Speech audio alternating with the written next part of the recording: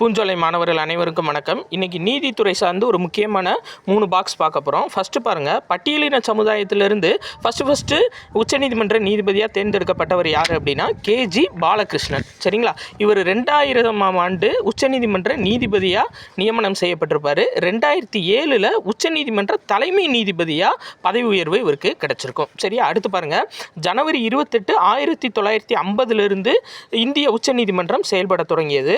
1958க்கு முன்னாடி வரையும் நாடாளுமன்றத்தில் இளவரசர்கள் மாடம்னு ஒன்று இருக்கும். அந்த மாடத்தில் தான் செயல்பட்டு இருந்துச்சு. 1958க்கு அப்புறம் இப்போ ரீசெண்டாக தற்போது இருக்க வளாகத்துக்கு மாற்றப்பட்டுச்சு.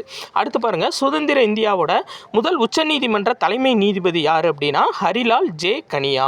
இவர் சார்ந்த இன்ஃபர்மேஷன் இன்னொரு இடத்துல கொடுத்துருப்பாங்க. என்ன அப்படின்னா, இவர் சொன்ன வார்த்தைகள், நீதிமன்றமானது நடைமுறையில் இருக்கும் சட்டத்தின்படி நிற்கிறது ஒன்று, இன்னொன்று அனைவர் மீதும் பரிவும் நன்மதிப்பும் கொண்டுள்ளது, எனினும் அது யாருடனும் அணி சேர்வது இல்லை, அது அட்டானமஸாக தான் செயல்படும், யாருடையனும் அணி சேர்ந்து செயல்படாது அப்படின்னு சொன்னது யாருன்னா முதல் உச்சநீதிமன்ற நீதிபதி ஹரிலால் ஜே கனியா. இது எதில் இருக்குது அப்படின்னா 12th பாலிட்டி புக்கில் 4th லெசன் இந்திய நீதித்துறை அப்படின்ற லெசனில் இருக்குது. நன்றி.